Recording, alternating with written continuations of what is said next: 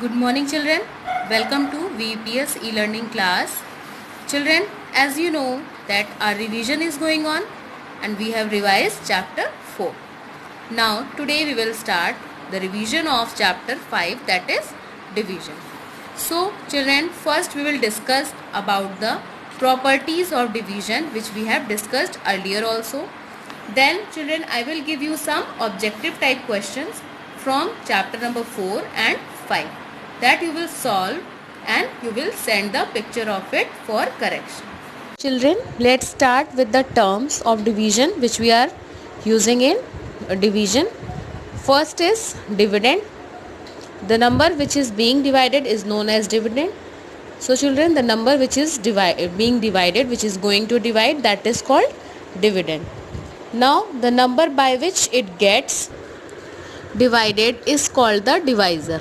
So the number which is dividing the dividend, that is called divisor. The number left after division is remainder, means the number you can see in this sum, the number which is left over, that is remainder. And the question is the result of division. So children, divisor is which number divides the dividend. Dividend is which number is going to be divided, and the remainder is the number left over after the division, that is called remainder, and the result of division is called the quotient. So clear children? Now we will see one example here. You can see it is given 21 divided by 6. So 21 is the dividend and 6 is the divisor. Now 6 3s are 18. 21 is not coming in the table of 6, so we will see the nearest number which is nearest to the 21. So 18 is nearest. After 6 3s are 6 4s are is 24, so 24 is greater than 21, so we can't take that. So 6 3s are 18 we will take. Now 21 minus 18, the number is after minus, that is 3. So 3 is the remainder also.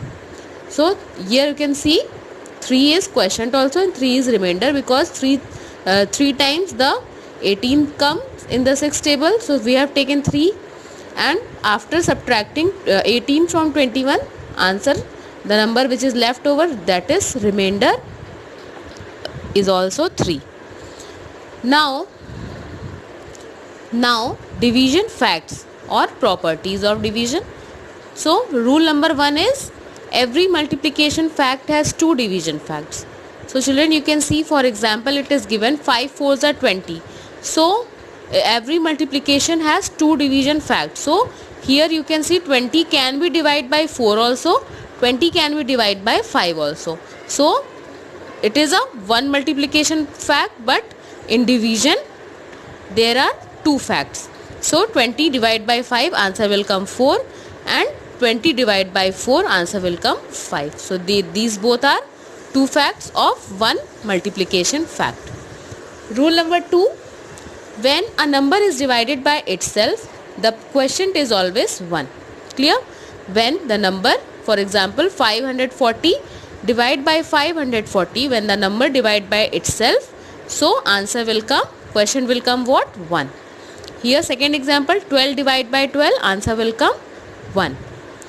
Rule number 3, when we divide a number by 1, when any number we are dividing with 1, so what will be the quotient? Quotient will be the number itself. Means, for example, you can see 1125, when divided by 1, answer will come the number itself, that is 1125. Second example children, you can see 52 divided by 1, answer will come the number itself, that is 52.